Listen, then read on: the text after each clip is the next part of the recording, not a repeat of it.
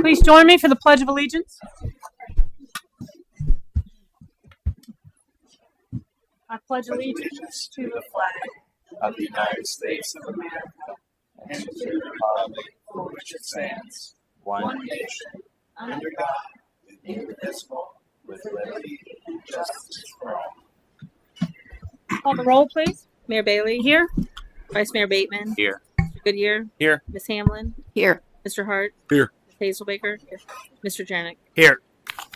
Welcome, everyone. With us tonight, we have our Director of Finance, Mark Medler, Assistant City Manager, Chris Weinich, Clerk of Council, Misty Clark, City Manager, Dave Kennedy, City Solicitor, Joe Braun, Chief of Police, Michael Gabrielson, former council members, Todd Osborne, Kent Blair, and Pat Mays, the President of the Little Miami River Chamber Alliance. I think I've got everybody. So welcome. And that is our first order of business. Ms. Collins.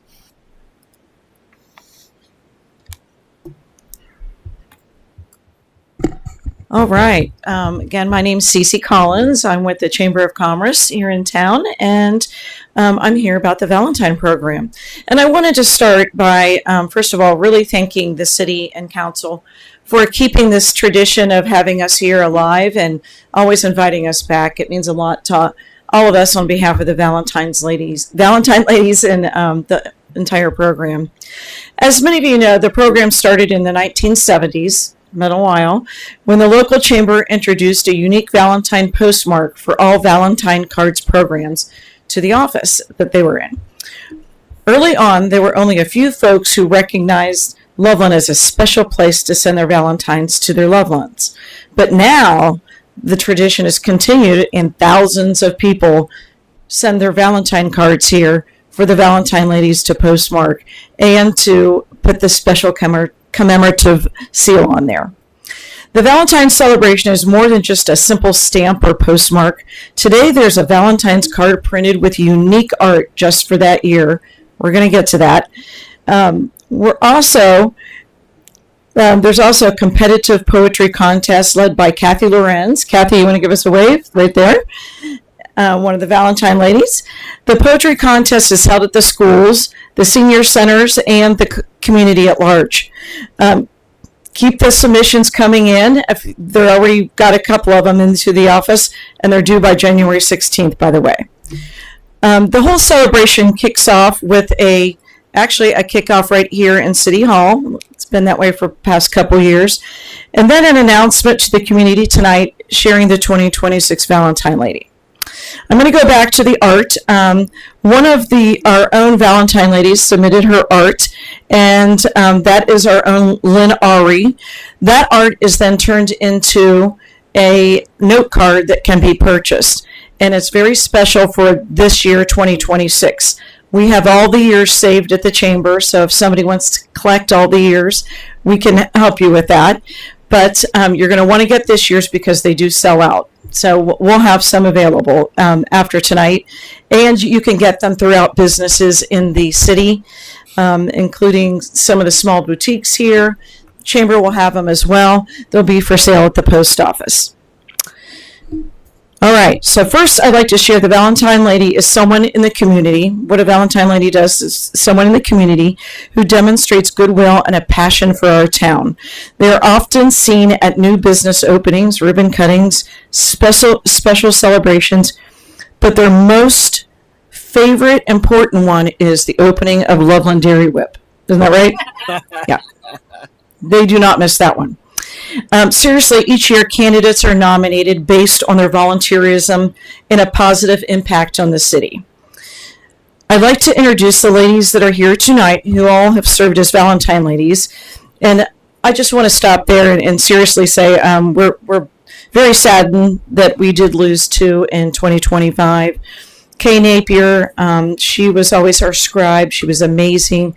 And Peggy Goodwin, we're going to be celebrating her, I know, this coming weekend. And I don't even know where to start with that one.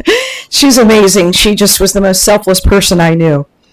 But I'm very excited to celebrate the ladies that are here. And I am going to read their names. And if you guys want to stand, if you want to wave, if you want to stand and wave, you can do that. So whatever you're comfortable with.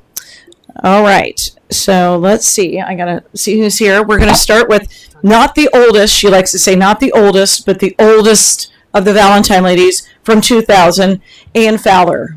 There she is. We can hold applause and we'll do it all at the end because we've got a handful of them here. I know Linda Cox wasn't able to come, but she was our 2009. Winky? No? Okay. No Winky. Janice Fogel, 2014. There you go. Sue Lundy, 2015. Thank you, Sue. 2017, Carol Williams. Nope, not tonight. Okay. 2018, the one and only Kay Bowen. And she has her male escort as well that, his name's blanking on me. Corey Parton. He was here Saturday. 2019, Kathy Lorenz. 2020, Debbie Murray. And for 2 years, 21 and 22, troublemaker Jeannie Shoemaker. Stand up or you'll never see. Okay. 2023, Donna Barnes. 2024, Becky Giver. Thank you, Becky. 2025, Lynn Ari. All right, and we're gonna hold off for the last part. I'm gonna bring up Lynn Ari. She is going to read the nomination for this year's Valentine Lady. Thank you. So I nominated Cynthia Tate for this year's Valentine Lady, and she is a retired Loveland School District employee. She volunteers weekly in Jen Smith's first grade classroom. She was a former beautification committee and Nest volunteer. She is instrumental in the Loveland Shorts Film Festival. Gary Giver, who is here, had so many nice things to say, and I'll kind of sum it up, that he spoke highly of her professionalism, communication skills, enthusiasm, and commitment to the festival. And this is going on the third year of that. Cynthia and Phil, her husband, volunteer at the Fraternal Order of Eagles, raising money for charitable organizations. Cynthia answers a call to support events for the Little Miami River Alliance and to weed, water our local flower beds for the Peggy Goodwin crew. Cynthia is the vice president of the Loveland Women's Club. Outside of Loveland, she volunteers at the Legacy Retail and Consignment Shop, and Donna Barnes is a part of that, employee of that. Thank you. She also walks dogs for the SPCA. She's something else, right? Oh, I'm sorry. I'm just swinging my head around like I can. Yeah, sorry about that. With her sense of volunteerism, Cynthia brings organization, commitment, and a get-it-done attitude. In addition, she delivers a positive attitude to those activities and to all that is Loveland. It was my extreme pleasure, and she is a friend of mine, to nominate Cynthia Tate for the 2026 Valentine Lady.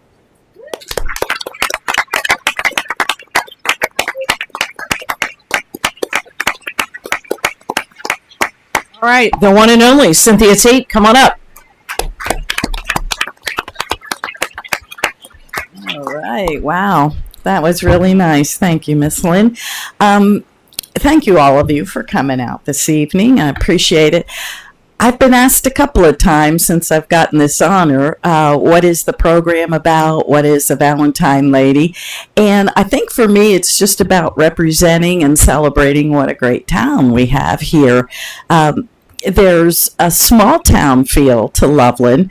Phil goes to the grocery store and knows like 10 people walking up and down the aisles. When you go into the shops, people know you, remember you. In the bike trail, you feel safe to walk on. But it also has the feel of a much bigger town because we have fabulous restaurants, very unique, cute shops, and of course we have the Loveland Shorts Film Festival. and it is true. It's like the things that I do to get this honor, I really enjoy doing. I mean, for years and years, when we were in the beautification committee, I got to play in the dirt with my best friends, and that was just a wonderful thing. And we still get into trouble a little bit. Like we'll go weed over at the stage company, or dig up flowers or plant flowers over what will always be the UDF triangle, although UDF's been gone forever. But we keep doing that. And then, of course, I go to the school, to the first grade. Working in the school was a lot of fun, and I missed it. So I am back to the schools. And if you want to have your self-esteem go right through the roof or down real fast, you want to go to the first grade, because you walk in the door and they're like, oh, Miss Tate, I missed you. Come sit with me, Miss Tate. And then they look at you and go, how old are you? And you try to be real cute, because they're kids, and you go, how old do you think I am? And they say things like, well, my great Grammy's 90, and you say, get back to work, get back to reading your books. But it's a lot of fun. And again, I joke about always plugging the film festival, but that also has the feel to me of being in a much bigger city. I mean, how many cities around here have their own film festival, especially one that I feel is done so well? So I think the thing is, we have a cooperative effect in Loveland.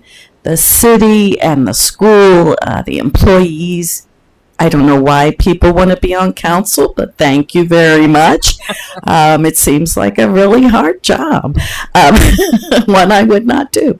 And, we have just a lot of cooperation and the spirit of giving. And when I go into the schools in February, we're going to have some fun, stamp the cards and read a story. But I hope that when I leave the schools, I hope they come away with the idea that you're never too young to be a good citizen. Help your mom around the house. Maybe one time, don't slug your brother, just be nice, be a good classmate, and pick up your garbage when you go to the park, things like that. Because I want the kids to understand what a great city we have here and what a spectacular group of people it takes to make that happen. So thank you for the honor of representing you this way. Thank you so much.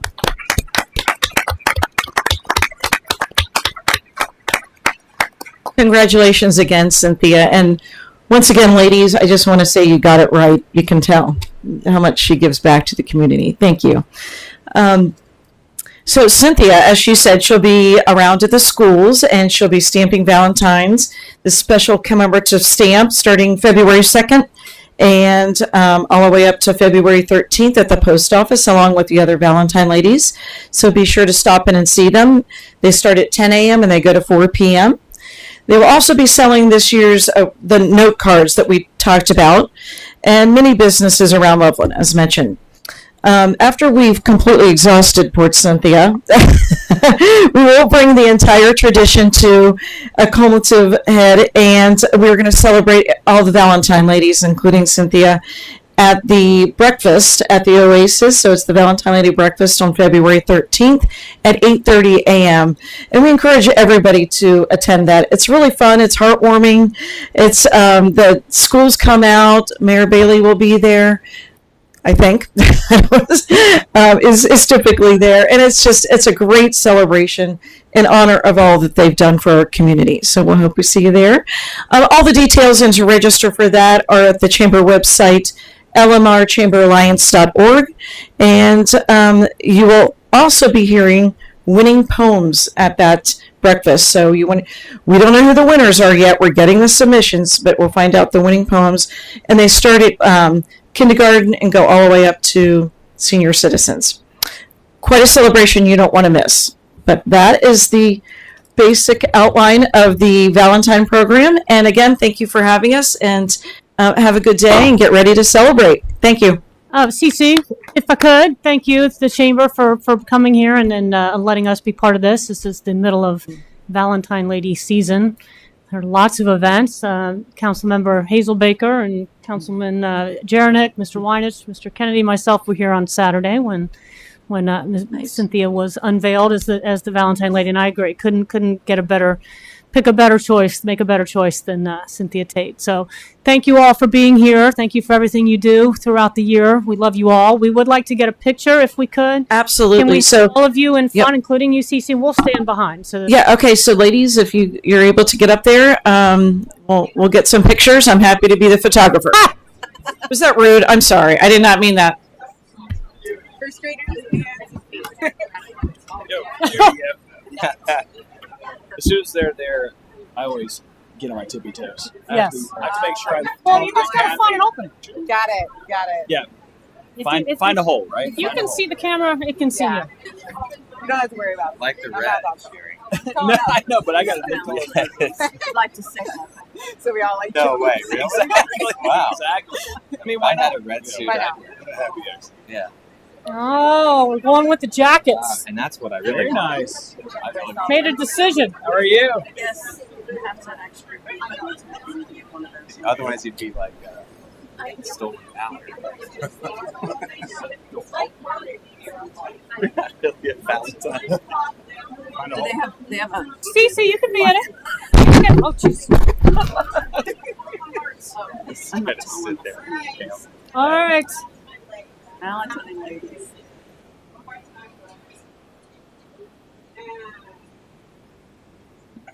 There you go. All right. Thank you, ladies. Thank you, ladies.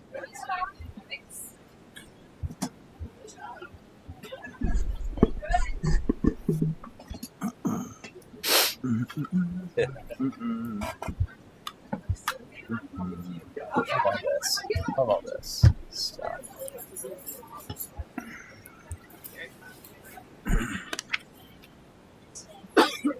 Try not to make a ruckus in the hallway.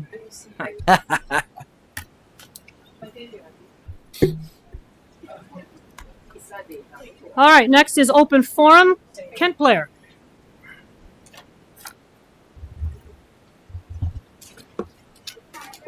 Good evening, Mayor and Council. My name is Kent Blair. I live at 1849 Pheasant Hills Drive. I want to talk about your upcoming goal planning session.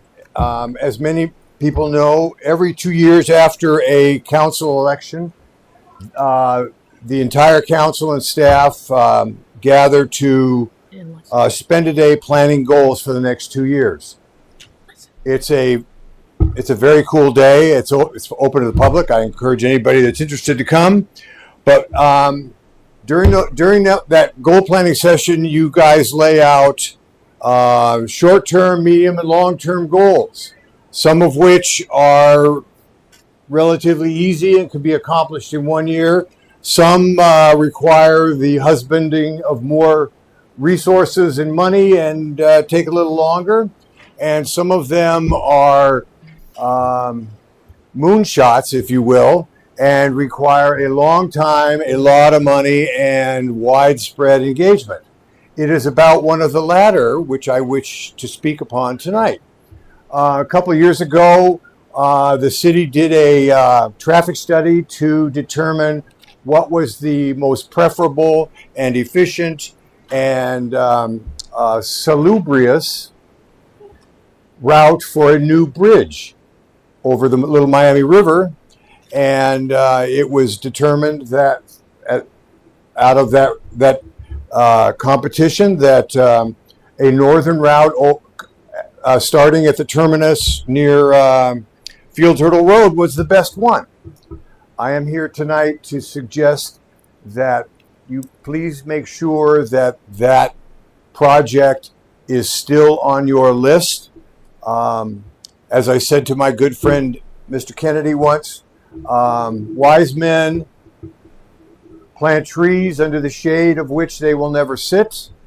And I think wise council would do well to begin building bridges. It is highly unlikely they will ever get to cross, with, of course, the exception of our Vice Mayor, Andy. Older than you think.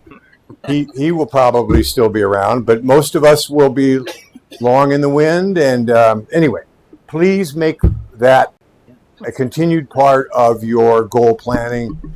It is the best most efficient, and the ultimate solution to the traffic problems in Loveland. Thank you very much for your time. Thank you, Mr. Blair.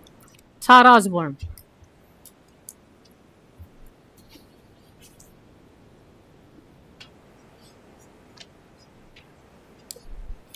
Todd Osborne, 1100 Sunrise Drive, speaking as a resident and former councilman. Good evening, council. At last month's council meeting, there seemed to be a disconnect between the charter, how one applies for an appointment, and council's duties regarding not just appointments, but in general, voting on a motion. First, the appointment process. The public was invited to submit an application. There was a due date. Also, those serving on committees, etc., in the prior 2 years received an email inviting them to resubmit, again with a separate due date. And then there was a list of requested appointments by the mayor. As the charter reads, appointments shall be made by the mayor with the approval of a majority vote of council. So council, as was asked at the prior meeting before voting, did you vet the applications? Were the applicants residents of the city, as the charter does require for some commissions? Were they truly qualified or placed to rubber stamp? Were there any that may have a sincere legal conflict of interest? Were there any disqualifications, like the application submission after the due date? Vice Mayor Bateman said he trusted the established process and the mayor's review of the applications and did not approach the appointments with skepticism. There was no vetting by council at the table, and the appointments were approved. Now, if you don't have the information needed to vote, to have a qualified vote, like the entire list of applicants, you should either abstain, table the motion, or vote no. And after the meeting, I made a public records request of those who had applied for this period and for the prior 2-year period. This year, there were 4 who applied after the 2 deadlines, December 1st for the first-timers and the 3rd for what I would call the veterans. Of the 4, 3 were appointed despite the deadline, and with a healthy pool of applicants. Council passed a motion without knowledge, and it went on the honor system. Last term, there was an issue with Parks and Recreation appointments. The first appointee rarely attended and quit. The mayor then appointed, with council approving 7-0, an individual who didn't live in the city, a charter requirement, with an application stating future resident, even though they had recently purchased a house in Marymount. This person quickly resigned after it was noted by now council member Hamlin. The third appointed is an active member of one of the sports organizations, so clearly there is a true partial conflict that exists, but the public is told he knows when to abstain. And then there were 2 selected from the 23 pool. I don't know.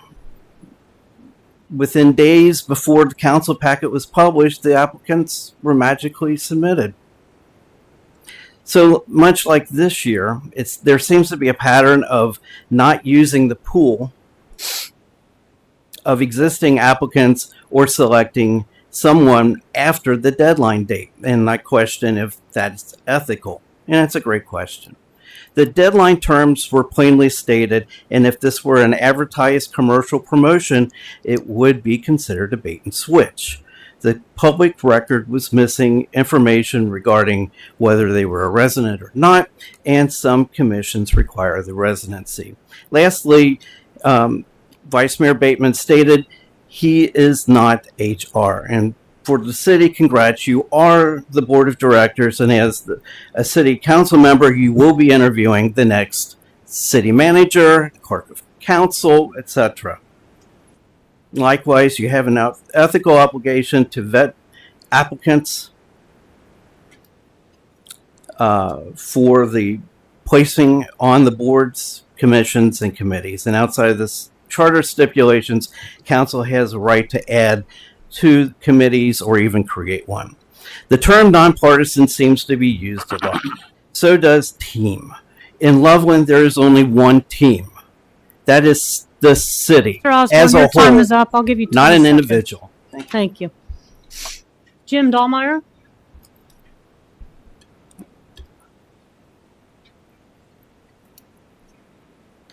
Hello, Jim Dahlmeyer, 452 Pintail Drive. I continue to hear, I'm talking about PFAS tonight again. I continue to hear about residents that are unaware of the PFAS and the exposure risk being a resident. The city website has not been updated in a few years. The graph has been updated, but it doesn't tell the whole story of what's going on. For example, I don't understand how often we draw from well 6, but it usually tests somewhere as much as 8 times higher than the accepted rate. Does that mean that we are more risk than what the average is posted?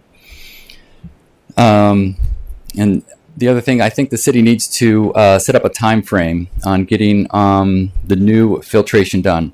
I know that we're still looking at the best filtration for us, but I don't know how much that's going to affect the design moving forward with getting that done and bringing that at the last minute. I know that Mr. Kennedy and Mr. Weinich went to an exploratory meeting last week, and I can't wait to hear about that. I to bounce off Mr. Blair's comments, I think it would be great to put this on short-term goals to get this done. I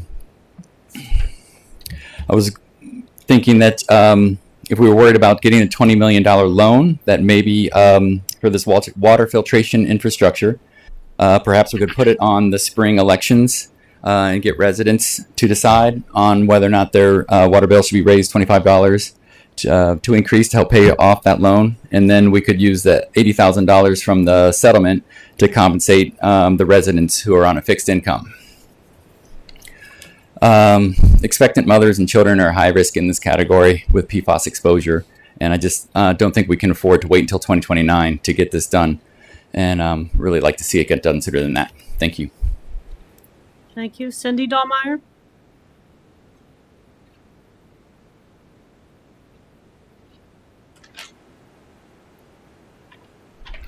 Hello, my name is Cindy Dahlmeyer, 452 Pintail Drive. Thank you for the opportunity to speak in front of you tonight. I'm here today to request that Loveland City Council pass a resolution that states that Loveland will protect its residents, employees working within Loveland, and visitors to Loveland against the unlawful actions of Immigrations and Customs Enforcement, commonly referred to as ICE. Specifically, that Loveland Police Department will uphold the law that ICE entry into private property requires a signed judicial warrant, and that they will protect people within Loveland from racial profiling and demands of proof of citizenship without cause. Additionally, I request that the Loveland Police Department do not enter into a 287G agreement.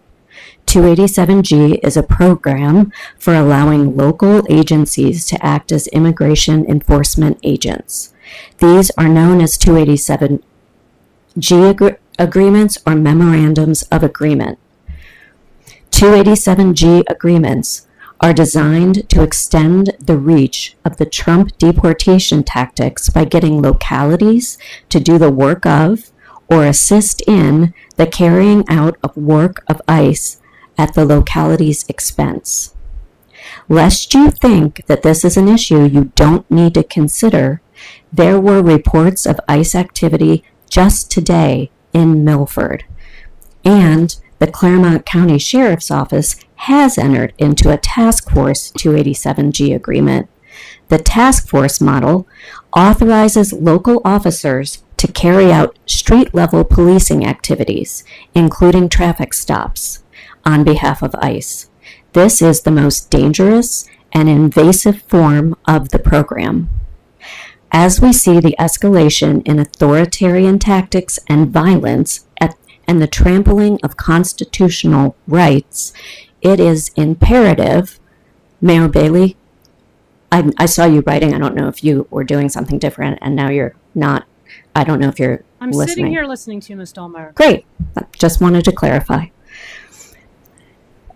It is imperative that Loveland considers and documents its plan of action when ICE enters Loveland in order to protect the people that live, work, and play in our city. I respect and appreciate all the work that the city and police do to keep the city safe, and this request is an extension of that critically important work. Thank you again for the opportunity to speak with you and your attention. Thank you. Next, we have minutes from the December 15th, 2025. I guess we have 2 minutes from the first December, the organizational meeting. Can we have are there any changes, addition to that? Ms. Hamlin? Yeah, there's just a slight typo on the header. It reads 12/15/2023 versus 12/15/2025. It's just 2 years. All right, do we need a motion for that, or is that Scrivener's? Scrivener's error. All right, thank you for pointing that out. Anything else? Move to approve as written. Second. Thank you. Call the roll, please. Vice Mayor Bateman, Yes. Mr. Goodyear, Yes. Ms. Hamlin, Yes. Mr. Hart, Yes. Ms. Hazelbaker, Yes. Mr. Jarnick, Yes. Mayor Bailey. Yes. Motion carries 7-0. Next are the minutes from the December 15th, 2025 City Council meeting. Is there any changes or additions to those minutes? Someone care to make a motion? Move to approve as written. Second. Thank you. Call the roll, please. Mr. Goodyear, Yes. Ms. Hamlin, Yes. Mr. Hart, Yes. Ms. Hazelbaker, Yes. Mr. Jarnick, Yes. Mayor Bailey, Yes. Vice Mayor Bateman. Yes. Motion carries 7-0. All right. Next, we have a public hearing. Can we have a motion to open that hearing? Move to open the public hearing for SPD 20 Highlands of Loveland zoning map and text amendment, case 25-04. Second. Second. All right. Call the roll, please. Ms. Hamlin, Yes. Mr. Hart, Yes. Ms. Hazelbaker, Yes. Mr. Jarnick, Yes. Mayor Bailey, Yes. Vice Mayor Bateman, Yes. Mr. Goodyear. Yes. Motion carries 7-0. All right. We don't have anyone signed up for that. Can we have a motion to close the hearing?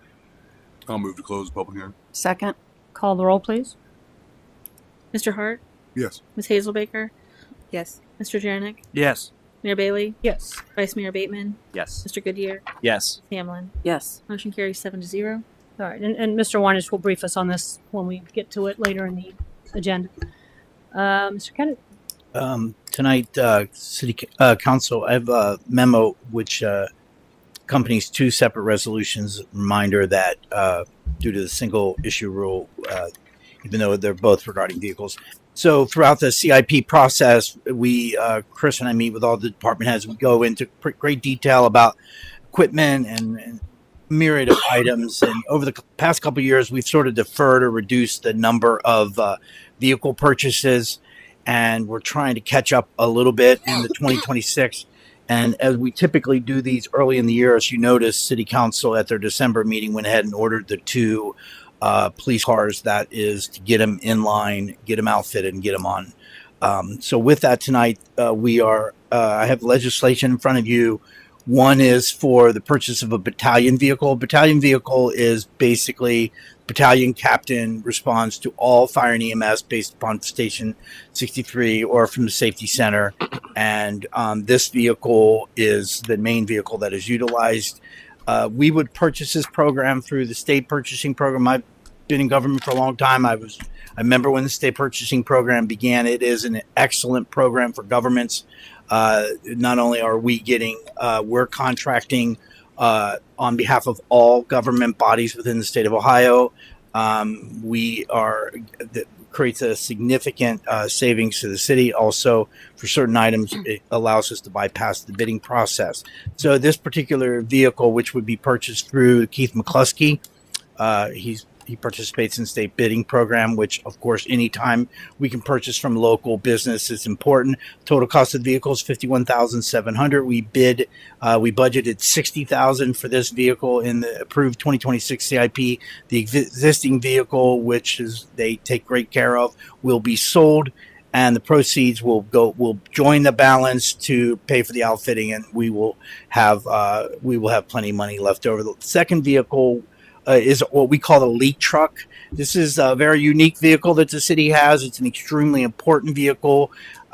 This is the vehicle that arrives on the scene for every water leak. It is meticulously filled with every valve, every tool, anything that they can use when they're at the leak. The less time they're running back and forth to Public Works, the more time they're at the leak, the quicker people can have their water restored. This is an important vehicle. We had moved this vehicle to the 27 CIP, but thanks to the police department giving a city engineer an older Fusion that allowed Cindy's, I'm going to do that for a long time, that allowed Kelsey's pickup truck to be added to the regular Public Works fleet. That allowed us to take the leak truck and move it into 26. With that, we budget and we pay for items based. The pickup truck was budgeted to become from multiple accounts. 6. We can't do that with the leak truck. It has to come for the water fund. So we had to get a little creative to help adjust the budget. What we did was we realized that we could do the fence repairs at Union Cemetery in-house. That, and also Chris and I want to reevaluate repairs to the main material building at Public Works. That item is going to be deferred, and we're so total savings of there was $21,000. The balance then would come from the anticipated water cap budget, anticipated water cap fund balance. All right. Any comments or questions? Guess you did a good job, Dave. Yeah. All right. Want to read the first resolution? Resolution authorizing the city manager to enter into a purchase agreement with Husky Chevrolet for the purchase of a 2026 Chevrolet Silverado 2500 Fire EMS Battalion vehicle. Call the roll, please. Ms. Hazelbaker. Yes. Mr. Jarnick. Yes. Mayor Bailey. Yes. Vice Mayor Bateman. Yes. Mr. Goodyear. Yes. Hamlin. Yes. Mr. Hart. Yes. Resolution 1 is adopted by a vote of 7-0. Resolution 1. All right. Want to read the next one, please? Resolution authorizing the city manager to enter into a purchase agreement with McCluskey Chevrolet for the purchase of a 2025 Chevrolet Silverado 3500 Public Works service truck. Call the roll, please. Mr. Jarnick. Yes. Mayor Bailey. Yes. Vice Mayor Bateman. Yes. Mr. Goodyear. Yes. Ms. Hamlin. Yes. Mr. Hart. Yes. Ms. Hazelbaker. Yes. Resolution 2 is adopted by a vote of 7-0. Mr. Kennedy? So this is just one of many housekeeping items we have today. The Ohio Revised Code requires the city formulate designated online auction sites. All sales with, please note that all sales with an estimated value of greater than 1,000 come back to City Council for authorization. This legislation will allow the city to, we do this now rather than when we come back for the 1,000, just in case there's items less than 1,000, we've got that path is clear. Okay. Any questions, comments? All right. Read the resolution, please. Resolution declaring intent to conduct internet auctions for the sale of unneeded, obsolete, or unfit city personal property effective January 1st, 2026 through December 31st, 2026. Thank you. Call the roll, please. Mayor Bailey. Yes. Vice Mayor Bateman. Yes. Mr. Goodyear. Yes. Ms. Hamlin. Yes. Mr. Hart. Yes. Ms. Hazelbaker. Yes. Mr. Jarnick. Yes. Resolution 3 is adopted by 7-0. Mr. Medler? Thank you, Mayor. Good evening, Council. As Mr. Kennedy said, we do have a number of housekeeping items since it is the beginning of the year. This is another one of those exciting financial ones. Ohio Revised Code requires us to identify every 2 years a list of potential depository banks and investment areas that we can put city funds in. This by no means says we have to put money with these banks or that we can't do additional banks, but we do have to declare every 2 years that identifying a certain list. So this is what we're doing. There's no financial impact. Again, just identifying potential institutions. All right. Any comments or questions? Read the resolution, please. Resolution designating eligible depositories for the funds of City of Loveland for the 2-year period. Call the roll, please. Vice Mayor Bateman? Yes. Mr. Goodyear? Yes. Ms. Hamlin? Yes. Mr. Hart? Yes. Ms. Hazelbaker? Yes. Mr. Jarnick? Yes. Mayor Bailey? Yes. Resolution 4 is adopted by a vote of 7-0. Mr. Medler? Thank you, Mayor. So again, every year we pass a resolution requesting that we get advances on our property taxes. So yearly, if we don't pass anything like this, we will get 2 hits of property tax revenue from each of the 3 counties the city's in, which would happen in March and then later kind of towards September. This is asking that we get it in advance just to get that money a little sooner. And we typically get a couple advances from each of the county. And then when it gets to that point in the year where they do the normal distributions, we'll get kind of a true up. They'll say, okay, this is how much we've advanced you. This is the total amount. And then they just give us the difference. So this is a very standard item that many communities do just to get money coming in. Thank you. Any comments or questions? Call the vote. Read the resolution, please. Resolution requesting county auditors make advance payment of taxes.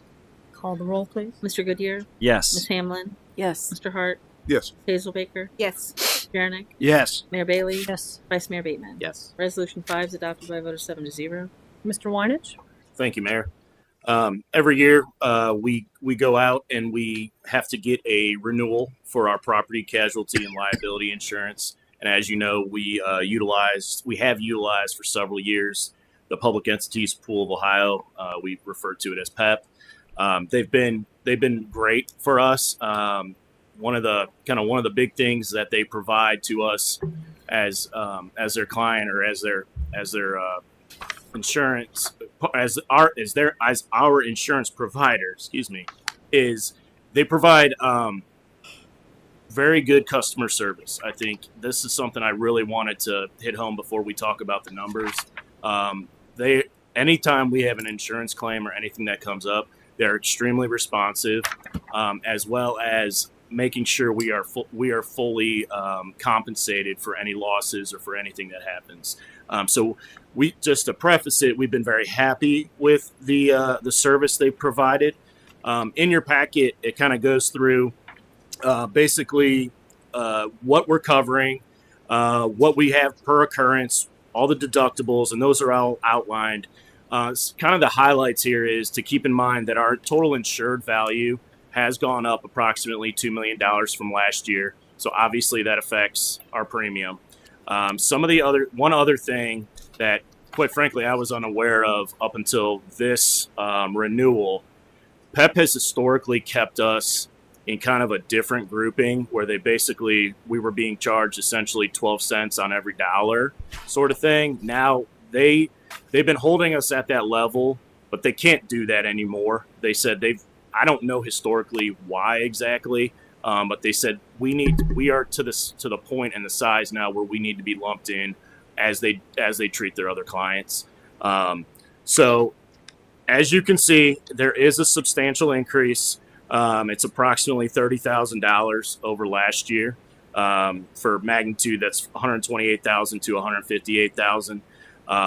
We did go through a process throughout the middle of last year. It didn't affect our rates last year, but we re-looked at a lot of our values, our current vehicles.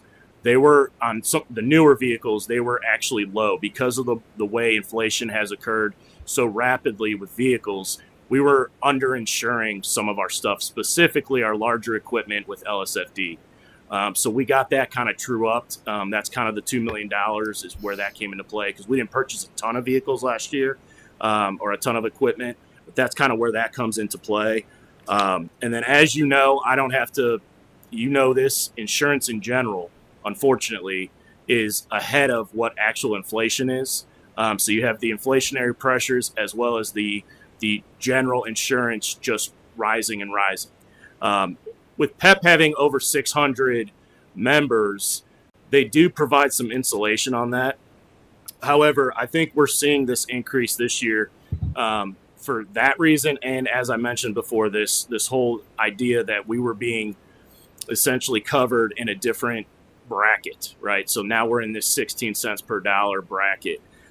With that said, through our discussions with PEP, they feel that next year and upcoming years, we should not see increases like this. We're going to see something a little more stable because they're insuring us at the proper, essentially the proper bracket again. Some of the other things, just highlights from this past year, our claims were very low again. We only had 4 to 5 claims overall.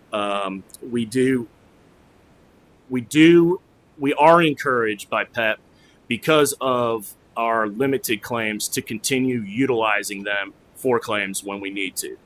We're not taking any negative hits because of our low amount of claims. So we're going to continue to do that. One thing that we are doing, and this does not reflect in what we're asking for approval today, it could only potentially bring this number down. We are doing another review of some of our assets that we potentially are over-insuring. So some of our older vehicles, some of our older equipment, I do have PEP actively looking at that, and I'm hoping to get a response back as to what that does to our number, but it will not go up. So what we're asking for is approval for essentially a not to exceed number of 158,000. It doesn't say that in the resolution. However, just know that there is a potential for this number to go down here in the coming days. With that, I'll take any questions. Any questions? Ms. Hamlin? So, yeah, and transparency, Mr. Weinish and I talked about this yesterday. My question is, how often is that review of the value of our equipment done? Because, like, I noticed we have several older units in here, like 2002. We even have like a 1982 trailer with a $3,000 value and a $2,500 deductible. There comes a point where, like, the value of the vehicle costs so much to insure, it's just not worth it. So how often is that done, and do we make changes to the schedule? The schedule of values is done every year. However, the looking at what the worth is compared to what we're insuring it for has not been done for several years. So it is being done this year, and like I said, and hopefully we'll see. I'm not anticipating a ton of reduction, but I do think it was a valuable comment that we addressed. And what I can do is next council meeting at least brief you on how that conversation went. But we will start looking at that on an annual basis now. And then another follow-up question, if I could, does that also then apply to some of the scheduled items? Like, for example, on page 51 of the attachment or the appendix, it's noted that we have police equipment, miscellaneous police equipment, and it actually says the last time the schedule was updated was September of 2022. I think, if I'm not mistaken, what does it say for? Oh, sorry, I'm getting. It's on page 51 of the attachment, okay, and it's item 10. Yeah, that's interesting to me in general, because miscellaneous equipment, obviously it's not actually itemized, right? Or it's not actually logged per what it is. So I think, and I'll follow up with this question too, but I believe that number is used as essentially a placeholder for, because we're not going to go down to the nitty gritty and look at everything. So I believe that's a placeholder number, but that placeholder number should be looked at. So I will have that conversation also. Thank you. Any other questions, comments? Lisa Baker? Yeah, I appreciate just the details and kind of how you walked through. Could you walk through kind of like you said, we love the customer service. I appreciate bringing that up. Just how you compare to kind of other municipalities, because when I do a spot check to others, it looks like we're actually well under what we pay compared to other municipalities, which I really appreciated. And then if you could also walk through, like, even just the public works, those older vehicles, I just love that we were able to kind of have that maintenance on those vehicles. And so if you could kind of walk through kind of those two. Yeah. So the first part is PEP does share. They do share their essentially their proposals with other similar communities with us. I didn't include any of that because we know at a staff level that we're getting a good deal. Should that be an issue, we would certainly bring it up. I didn't feel that need to put that out there. So yes, PEP shares that with us. They talk to us about how we compare with other communities, how we're doing with our claim status, and those kinds of things. So we do at a staff level monitor that and work with PEP on that. As far as the public works vehicles, as you know, I don't know how long ago, and Mr. Kennedy can probably talk to this, but we do have the position of a essentially mechanic at Public Works, and that has been extremely beneficial. So, you know, the routine maintenance, the stuff that needs to be done, you know, when you do routine maintenance on a lot of these things, you can really extend the life. And I think having the city taking that step to have a mechanic in-house has really benefited the community for that, you know, to extend the life of a lot of those things. So I would say it's really just the maintenance that is done, the required maintenance that is done by Public Works, and keeping a good log of all that. Any other comments or questions? Vice Mayor? Yeah, I just wanted to follow up a little bit. You mentioned that PEP, Public Entities Pool, has about 600 members. Is it mainly regional? Like, so those members are within the Ohio. I mean, I noticed that they're endorsed by Ohio Municipal League, and so is it mainly municipalities within our general area that are members of PEP? That is correct. So PEP has a bunch of arms. We are part of PEP of Ohio. So I do believe there's other PEPs for other states and other regions. So the 600 is reflective of keep in mind, it's not just governments, it's also Board of Health, you know, MRDDs, you know, all those are all part of that 600. So yeah, they are all Ohio. Yeah. And so there's probably not another PEP out there that we could go to we could pool in. And so what you were saying is that because we have sort of exceeded in terms of the overall capital value of a certain tier of municipalities, now we've moved up, and that explains for the significant jump. Yes. Because of some value changes within our own.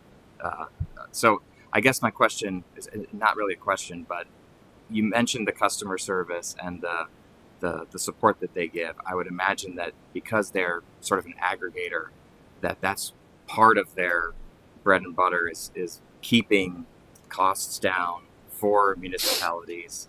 Otherwise, the other alternative is to go with a private insurance carrier. That's correct. There are a couple other regional type providers that do similar things, or you would go to a private one.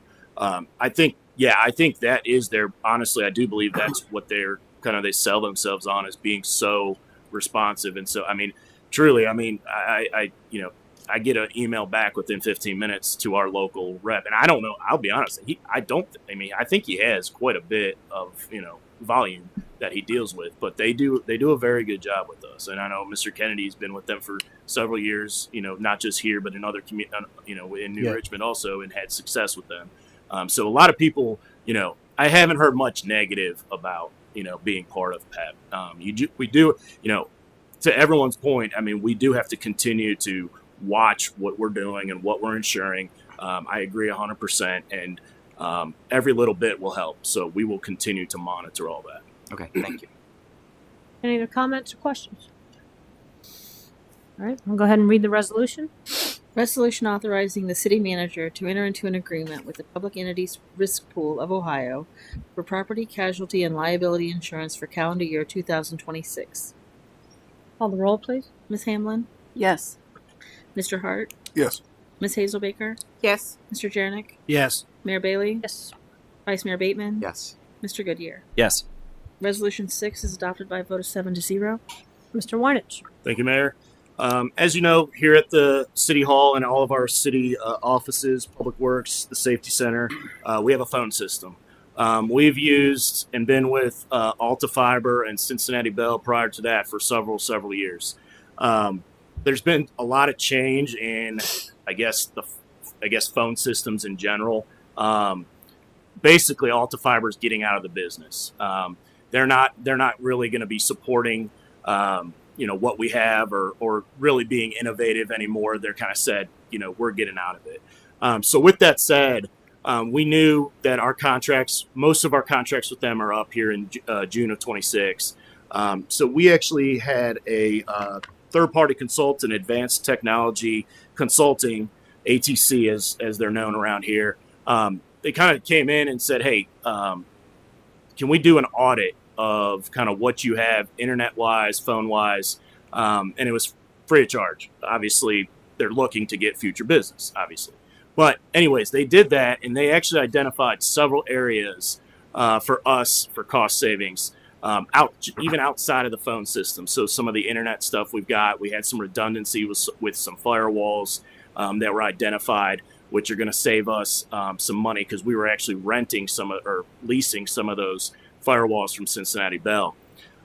So that was very successful. So with that, we said, hey, we need to figure out a new phone system. So they jumped on board and said, let us help you out and let's go get some quotes. Let's look at what you have internally at all your facilities, where we can potentially eliminate some desk phones. Let's look at all your phone. Let's get a full list of every phone number you have. We found some phone numbers that weren't being used that we were able to pull out. Long story short, they provided us with 2 quotes from Ring Central and from Zoom. This is kind of the next generation of phone systems. It's called a UCAS system. I'm not super familiar with it, but essentially it's many more tools you're going to have. So, for example, myself, I can get rid of my desk phone now. We won't have to purchase a new desk phone. Everything's going to go through my city cell phone, which has an app. So technically, I'll still have 2 phone numbers, cell phone number, city number, but it'll ring through an app when it comes through on my city number. So those are some measures to save some cost, and we have several areas and several departments that are going to be taking advantage of that. There's a bunch of other, cool tools and cool things for us to be able to internally communicate with, video and conferencing and stuff like that. But end of the day, we're saving money. So you'll see over the 5-year cost of ownership, we are going to save around, I think it's around $30,000 that we'll end up saving. So this is a positive, and we're getting advanced equipment. So with that, that's the resolution in front of you. Actually, let me preface that. The numbers you see include ATC as a consultant to set this up for implementation and support. We can go with Ring Central, who is the lower provider for support. However, it's more expensive and they're not local. There's that customer service thing again. We're big on that because we pick up the phone immediately and expect a response. So those numbers you're seeing are all in. That includes ATC's cost. That includes Ring Central. So there's nothing hidden in there. But the resolutions in front of you are for a agreement with Ring Central, and then a second resolution for an agreement with ATC for implementation and support. This will take some time. It's not a flick of the switch. So there will be, several months that we'll be implementing this. So I'll take any questions if anyone has any. Any questions, comments? Mr. Hart? Just a quick clarifier. Over the months of implementation, there'll be no breaks in the community's availability to get contact with city staff when necessary. No breaks. Okay. Any other questions or comments? All right, we'll go ahead and read the first resolution, please. Resolution authorizing the city manager to enter a contract with Ring Central for cloud-based unified communication services. Call the roll, please. Mr. Hart? Yes. Ms. Hazelbaker? Yes. Mr. Jarenick? Yes. Mayor Bailey? Yes. Vice Mayor Bateman? Yes. Mr. Goodyear? Yes. Ms. Hamlin? Yes. Resolution 7 is adopted by a vote of 7-0. Read the next resolution, please. Resolution authorizing the city manager to enter into contract with ATC of Ohio for implementation and support of citywide phone services. Call the roll, please. Ms. Hazelbaker? Yes. Mr. Jarenick? Yes. Mayor Bailey? Yes. Vice Mayor Bateman? Yes. Mr. Goodyear? Yes. Ms. Hamlin? Yes. Mr. Hart? Yes. Motion carries 7-0. Adopting Resolution 8. Mr. Weinich? Thank you, Mayor. Before you is a memorandum, which is accompanied by an ordinance, which will require 2 readings. This is a zoning map and text amendment for Special Planning District number 20, which is also referred to as the Highlands of Loveland. You have seen this a couple times come through. As you know, our SPD process has a back and forth between planning and zoning and council, several iterations over. On November 12th, just some history. On November 12th, City Council adopted a resolution to accept the concept plan, development guidelines, and written findings of fact for Special Planning District Number 20. Basically, that's your guidelines. Okay, so everything from that point forward, there cannot be any deviations from that of what you've approved. This is a 23 single-family attached residential dwelling units in pods of 3 and 4, situated on approximately 1.74 acres, located at the intersection of Highland and West Main. The zoning and map text amendment was brought forth in front of Planning and Zoning Commission with a public hearing that took place on December 2nd, 2025. They did recommend approval of that proposed zoning map and text amendment, and you received that action letter at your last council meeting. And at that last council meeting, you set the public hearing, which you had earlier this evening. Again, just going back, essentially nothing has changed from the conceptual plan to today. Everything is in the packet that has been gone over before. I'm not going to regurgitate it all, but I will take questions. And keep in mind, the crucial thing is looking at and as you all have already, I'm sure, the notice of final action that was sent to you from Planning and Zoning. That lays out essentially the required findings that are required by Section 1150-108, and those are enumerated from 1 through 10 in that final action letter. The developer does have their representative here today, their engineer, should you have any questions for the developer. But with that, I'll take any questions. A reminder, it's a first reading. Mr. Bateman, do you want to add anything? I think Mr. Weinich did a nice job of giving the present status. I do think it's interesting that this has been sort of percolating as a project for many years, and so I'll just say that it has an interesting tie to a previous council's goals to create through the CIP the Heights Grant Rehabilitation Project. So I just think it's kind of interesting to see this finally come full circle with a project that continues to bring solid, foundational investment into that neighborhood. So I look forward to voting on this. Right. Any comments or questions? Questions for Mr. Warnish? Yes, Ms. Hamlin. So I just, not really questions so much, but some comments. So I support this SPD primarily for 2 reasons. One is Loveland doesn't have a lot of land, just hanging out waiting for development. So infill is where we have to look very closely at that. This fits. I also feel that the scale of these buildings fits with the surrounding area, so it makes sense in that space where it might not in somewhere else. But having said that, though, I would like to object to a couple of things, and that is there is language in much of the attachments where it addresses the benefit to the Heights. I'm not sure where that ever came from. This is not in the Heights. It is close, but it's not in the Heights. There's also comments made about affordable housing. The developer made a comment at the podium in one meeting that they were looking at $700,000 as an asking price for these. In my world, that's not affordable housing, and I would suspect that it's not the case for many other folks as well. It felt just very much like we were attempting to justify this where we didn't need to. I think it fits because of the infill and the scale. We didn't need to overreach and try to, justify it for any other reason. There's language in there about ingenuity and imagination. These are single family homes. I don't see anything imaginative or ingenious about that. So again, I just think we owe it to ourselves to state the benefits, and then move on, and try not to look for things that aren't there. That's all I have. Any other comments or questions? Ms. Hazelbeck? I think in regards to the fact finding, I think just kind of a recommendation or back to planning zoning is the number 5, where it does compare to the comprehensive master plan.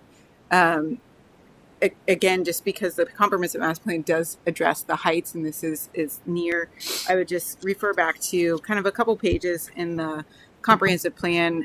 Page 54 was the one mentioned here that I've got highlighted, where it just says that the plan proposes a variety of single-family, low-density, multifamily options. This would ensure a wide range of housing options that are both affordable and can accommodate various lifestyle choices. The plan goals and strategies for the residential neighborhoods emphasize the protection of existing scale character of these neighbors areas. New development in Loveland neighbors should strive to reduce environmental impacts. So again, just this is from the comprehensive master plan. So possibly just relooking at that fact. Any other comments or questions? We'll go ahead and do the first reading, please. Ordinance amending the codified ordinances and zoning map of the city of Loveland, Ohio, to change the zoning district classification of certain properties located within the RMF residential multifamily zoning district to the special planning district, zoning district classification for special planning district 20, Highlands of Loveland. Thank you. Mr. Kennedy? So I think what City Council is doing with pedestrian connectivity over the last few years and projects that are already in the books that are funded is a pretty impressive story. And it only stands to reason that the city would work on cleaning up its own sidewalk program to help encourage private property owners to replace sidewalks, damaged, hazardous, whatever you want to call it, sidewalks within that abut their property. The city sidewalk program for what it is within the city code of ordinances 90514, and within that code is that includes the owner's responsibility, notification process, funding support from the city. All of that is sort of thrown in there. It is the resident, first and foremost, which is very common for vast majority of communities that I've ever come across. The sidewalks within an abutting property owner's property boundaries is the owner's responsibility. So one of the items that when you read through 90514, the resident option, which is outlined in 90514G, reference a program the city hasn't implemented since 2015. And quite frankly, when we did, it was very, very confusing. I would recommend that if at some point in time the city does systematically do a joint resident option program, we would want to rewrite that that particular program. The reimbursement, which is outlined in city the H 90514H is confusing. It has no maximum, and quite frankly, it's not actually consistent with how we administer the program. With this, we decided to go for a whole core revamp of the program. Left 90514 basically alone and cleaned up, removed the items that needed to go, and then focused 30 days was never enough. Increased that to 40. Part of me wanted to do that to 90, but I think we can always go back and change that. You're dealing with a property owner trying to come with the finances. They're getting their quotes together, and they have 30 days. I want to tell that we do not, at this current moment of time, systematically drive around. 99% of all interactions with sidewalk come from the property owner, the property owner's neighbor, or through an HOA initiating that program. The city does not drive around and look. I will say that in the program that ended in 15, for the years that program did, many of the very poor sidewalks were addressed. The second program, which is 90514B, 90514B is we decided to focus that just on the reimbursement process. The way this does in the most simplest format is I'm just going to use Mr. Smith as an example. Mr. Smith needs to replace a sidewalk. It meets the hazardous sidewalk criteria from one of those items that does. You got to remember, the biggest theory here is that the sidewalks in front of your house are the one item on your property that are for public good, right? They are part of the pedestrian connectivity. So that is why any community sees it fit to do a reimbursement. With that, but aprons are not and curbs are not. So what we tried to do was create a program that has a cap, similar to the Heights Grant program, that very clearly states what the city will pay. And then what we thought was, and we saw this in another community, was Mr. Smith, you have a $3,000 sidewalk program. The city will contribute $1,500 towards the replacement of the sidewalks. That includes not just the concrete, but the labor. Mr. Smith really needs to get those sidewalks replaced and does not have his local money. What we are offering here is that we would place that on a short-term property assessment to get this done. And we feel that this is a good program.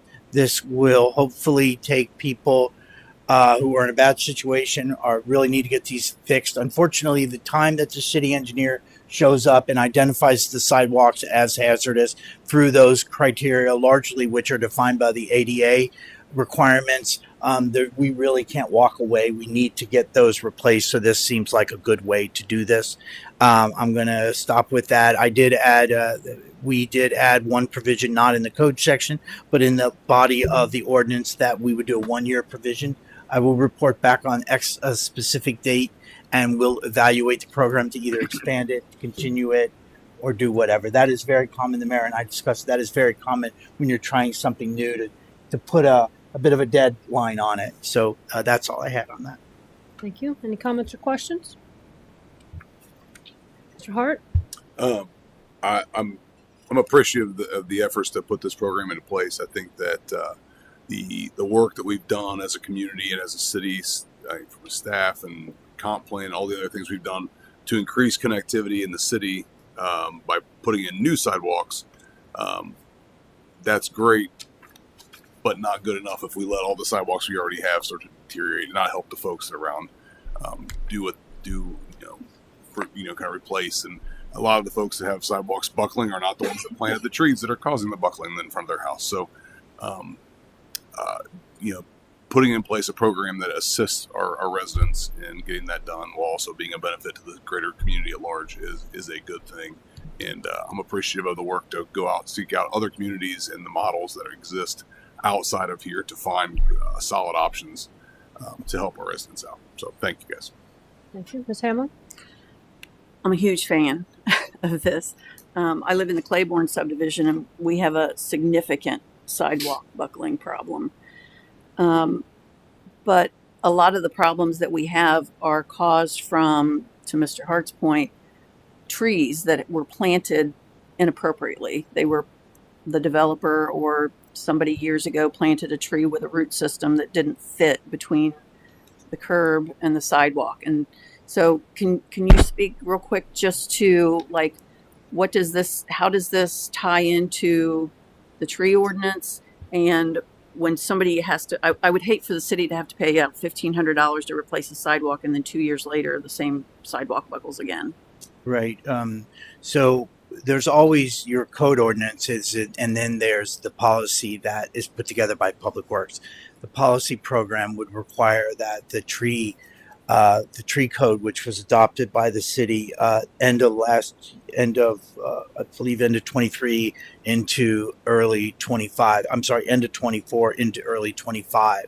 So Sean Hartness, who is our forester, would be a part of the program. It makes no sense whatsoever to cut just the roots off, put in your sidewalks, and within X number of years, it is highly likely that those sidewalks would buckle. That is we have provisions in our tree code that can require a tree be down. I don't agree that the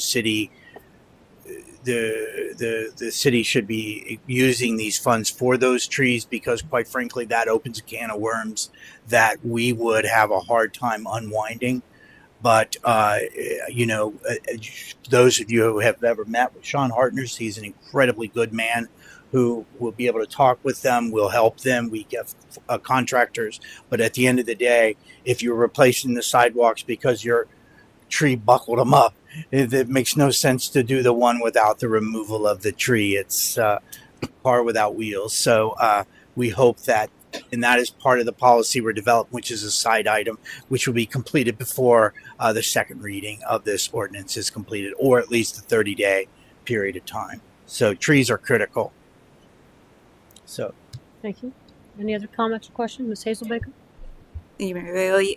Thanks for the update and the work that's been done on this plan, because this came up a lot as we were kind of walking with neighbors, both in Claiborne and then Fox Chase as well. And Scott took Adam and I through our council orientation through Fox Chase, and we got to see a lot of the sidewalks being repaired. So we got to see kind of some impact of what this kind of work does. Could you, for the layperson in me, walk through kind of what that assessment, because a big change on this is to make sure that it's not coming out of that pocket. And you mentioned it, but could you walk through kind of where that charge kind of ends up to the resident and how that kind of appears through that assessment process? yeah, so we do, personally, we're a big fan of property assessments. It was, that was how the city was able to get, quite frankly, through the assessment process, is how Chimney Ridge subdivision is in the city, because the city was able to use the assessment process to compensate for the expansion of the sewer main up to Chimney Ridge. At the end of the day, the money, as the money comes back into the city, it is clearly designated. Mark receives those money, Sugar Tree Lighting District, so on and so forth. That allows Mark to know exactly where each fund gets deposited. All lighting codes are paid from this particular code line item. There's the corresponding money back in. So it would say Mr. Smith's sidewalk assessment. There would be a corresponding number. Mark knows exactly where Mr. Smith's sidewalks were paid out of. That money goes back in. The administrative fee is very minor for that. That is the cost of doing business. That's what we do with lighting codes. So any assessment, it is very well documented. Mark is really good. All those monies go exactly back where they're supposed to go. I think assessments are a very viable option. They work, and if they're good for the public good, if they're doing a public project, it just makes sense. But just to clarify, the assessments are voluntary. Oh, yes. I'm sorry. Yes. Is that what you? Walking I'm through sorry. the full process. I'm sorry. Because it was something that, Yeah. for me, I had to kind of. The city's not going to go and see an issue and take care of it. Right. Oh, yeah. Yeah. Good point. I'm sorry. Yes. It's all right. Yeah. Did you have any follow-up questions, Ms. Hazelbaker? Anyone else have any questions? All right, we'll go ahead and read the ordinance. Ordinance amending section 905.14 and creating section 905.14B of the City of Loveland Code of Ordinances relating to the city's sidewalk program. Thank you. Mr. Kennedy. So this item has been in discussion for probably the last 10 department head meetings, and this relates to increasing the city manager's spending authority. The city manager spending authority is defined in section 11507K, and it is currently at $15,000. So the best way to say this is it's sort of this isn't who's got the highest paid quarterback type of thing. This is really about finding that balance between the proper oversight and efficiency of operations. I think you add into that the city runs a water system which at times can need to make some pretty quick, immediate improvements. So we certainly are not trying to run this out where we can run on tangents with spending. So we are recommending that we take this to 30. Trying to illustrate this, there's 3 points of illustration. One is how the city compares to neighboring communities. I went attached for your reference the last 2 years of ordinances and resolutions to sort of illustrate when we're dealing with contracts and software and that. I think there's a certain level of understanding that the city can go ahead and get those moving. And then lastly, just for another point of reference, I highlight process, tried to show you the difference between the 2026 2026 CIP, those items that would be approved, that would be approved currently and not currently, so on and so forth with the CIP, that basically the items that the city manager could approve, and then the items that the city manager will be approved if this is expanded up to 30. We feel this is the right balance to keep efficiency of the operations of the city. I think it was timely to do it at this period of time, and this would just be first reading for this ordinance. Thank you. Any comments or questions? Mr. Hart? I just wanted to acknowledge that just merely through inflation, the cost of things, this makes a lot of sense. But also over the last 4 years of my time here, Mr. Kennedy has brought many things which are below his spending limits to us for review and for the public to hear. And obviously, you never want to set a system up where you never know who the next what their work would be like. But I would just say that in this current climate, Mr. Kennedy has leaned much more to the side of transparency, and regardless of the spend. But from just an inflationary standpoint and efficiency standpoint, this makes a ton of sense. So, thank you. Any other comments or questions, Ms. Hamlin? Yeah, I just want to say, when I first read this, I thought, well, just show me the data. And then I clicked on the attachments and the data was all there. So thank you very much for providing that, because it gave me all of the information I think I needed to make a good decision. And I also went out I Googled the time value of money calculator, and given the fact that this was last time the spending was approved was what was it, 2011, I think it was. I mean, the current value of that is now about $22,000. And since it'll probably be years again before we make another change to this, I think it makes sense. It makes sense. Thank you. Any further comments? We'll go ahead and read the ordinance, please. Ordinance amending section 115.07K of the codified ordinances of Loveland, Ohio to increase the city manager's spending authority. Thank you. Mr. Kennedy? We felt that it would be important, especially early in the year, the mayor and I were talking, that it would be beneficial to just do a sort of a real quick update on our capital projects. We've got quite a bit of projects in the works, and it's probably a good idea for council to just sort of we just sort of went through it real quick. The city's amphitheater, which is now fully funded, we are finalizing the designs. We have one more meeting with KZF. The bid documents are being prepared, and that project should go out hopefully soon. That it'll go out for bid. We're right in the sweet spot where we'll be in the bid period. The Nisbet Park improvements, land water conservation, the city submitted for a land water conservation grant to do renovations to the restroom, pay for an additional adult swing, new lighting along the trail and the Carl Brown Gateway. We will soon, probably at their next meeting, we'll be asking council for permission to go for the Claremont County Parks to finish the walking trail from where it ends at the picnic shelter up and around the amphitheater to where that one will then go to the trail. The Oakland State Route 48, Oakland Road sidewalks, those projects these are the sidewalks will go from St. Columban near to the entrance, the white pillars. That project has been well designed, probably will be going out to bid very shortly.